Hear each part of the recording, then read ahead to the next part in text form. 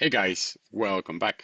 In this video, we're going to talk about liquid staking. This is another option that we have in decentralized finance. As you all know, staking is a way to use economic value to secure the network.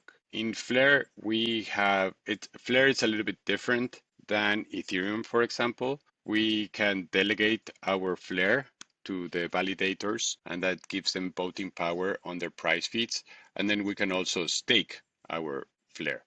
The thing with staking is that when you stake, you have to lock your tokens for a minimum amount of time. In Flare networks, the minimum is 50,000 Flare for 2 weeks. That can be a great way to have a long-term perspective where you're locking your tokens and then they're not available. So even if you got hacked, the person would need to be waiting for that to unlock. So that gives some kind of security.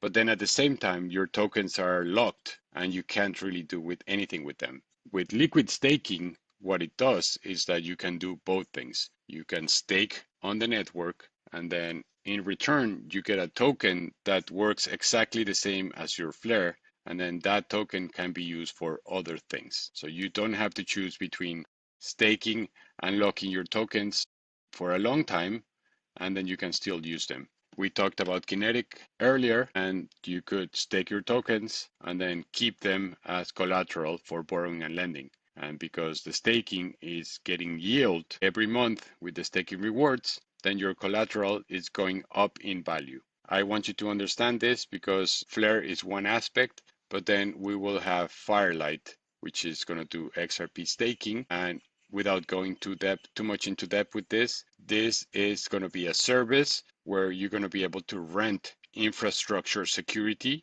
for your own project. If a network wanted to boot from scratch, they would need to set up a few validators, and that is a lot of time and a lot of resources to get it done.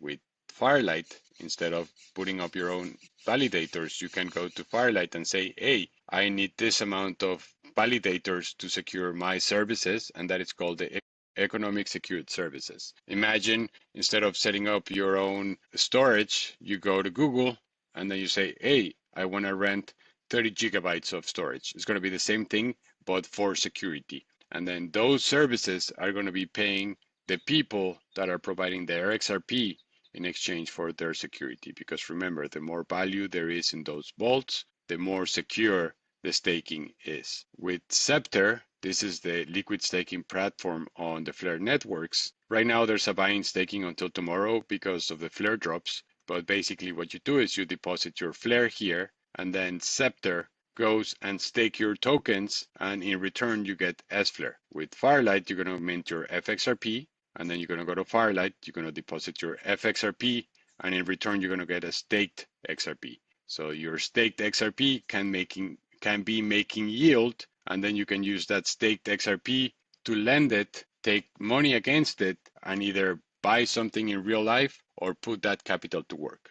This is insane, guys. Like I said, take the time to learn it. Don't dismiss it just because it sounds crazy. It's a lot of new terms, but in reality, it's not that tricky. It just takes time, it takes practice, and it takes dedication. If you spend a few minutes every day testing things out, reading some content, watching some videos, in 6 months, you're going to be able to navigate this super easily. We also offer the DeFi University at flareforward.com. You can join a group of passionate DeFi users. We can ask questions, you can get support, and there's tons of videos that I go more into depth with all of these activities. All right, guys, hope this was helpful. I'll see you next time.